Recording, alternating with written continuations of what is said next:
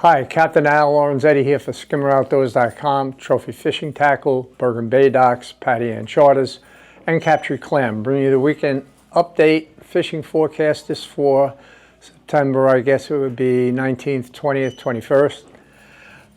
Well, weather first, Friday is the day to run. Offshore, inshore, whatever. It looks really good.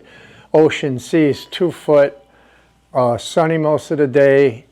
And then the winds go to the east, so Saturday, Sunday, fishable, but I would say more or less for an inshore shot. So Friday, offshore, inshore, Saturday, Sunday, pretty much inshore. East winds are ugly, you know. It's just nothing ever turns out right. But let's see.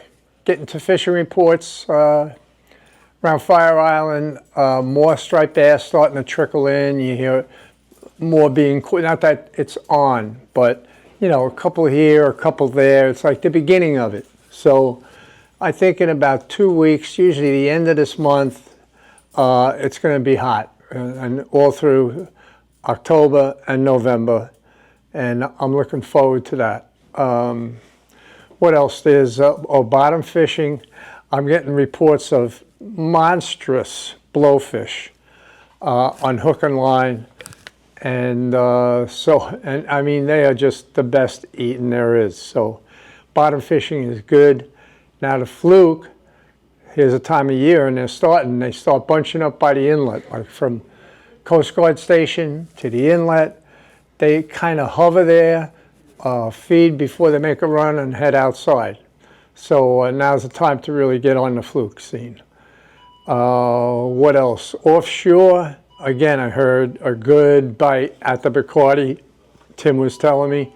Big yellowfin, so that's still in the game. And Friday will be the day to do that. What else going on? A couple of bluefish mixed in around here and there. I haven't had any reports of weak fish whatsoever. West, they're catching them down off of Lake Baldwin, down that area, but not around here so much. So I guess that's the report, and we'll do another Captain Al story. Back in the early 70s, I fished giant tuna a lot up in Gloucester, Massachusetts, with my father and this fellow Charlie Fischette, who had a 41 Hatteras, good boat. He kept it up there for a couple of months straight at the Cape Ann Marina, and it was like a great time. I'll never forget it. They would go home during the week to work, and I would hang out on the boat. And at the Cape Ann Marina, the pool was right over the fence. The nightclub was there. I had a ball. Anyway, it was some serious fishing back then. It was totally different, though. The fish were not worth anything. They were like 25 cents a pound. They went to the local cannery for cat food. So there was no killer, like, don't come near my ankle. It was like gentleman fishing. Realize the equipment we had back in those days. We didn't have fluorocarbon. Charlie fished everything IGFA, 130-pound Dacron.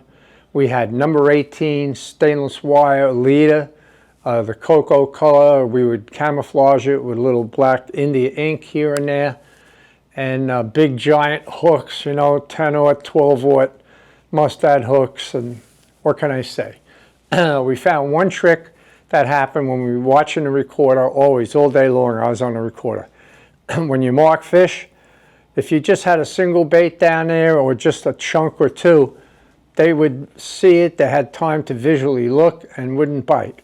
We always had a full 5-gallon bucket of chunks. When we marked fish, we threw the whole barrel and dropped the baits in between. I guess, you know, tuna fish feed like animals. They're just so crazy trying to beat each other to the chunks, they grab the one with the hook, and we'd hook up. Anyway, we fight a fish. We're on it for about an hour.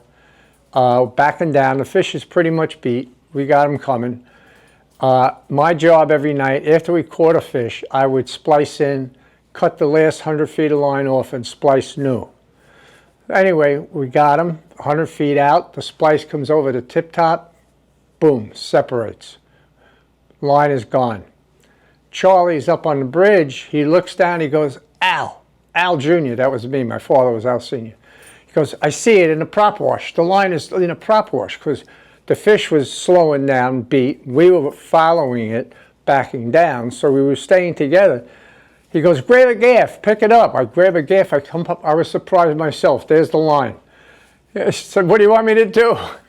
I was going to tie it on a cleat. He goes, yeah, thread it back through the guides. I did. I missed the guide. We locked up the fin oar, a 12-aught fin oar, and got the fish. And, and the fish was big. It was 850, somewhere in there. And of all the fish we caught, I mean, that was a crazy story. A lot of other crazy stuff happened, but I don't remember any fish under 700 pounds. They were all 700 up to 1,000. But that was a great time of my life. I had a blast.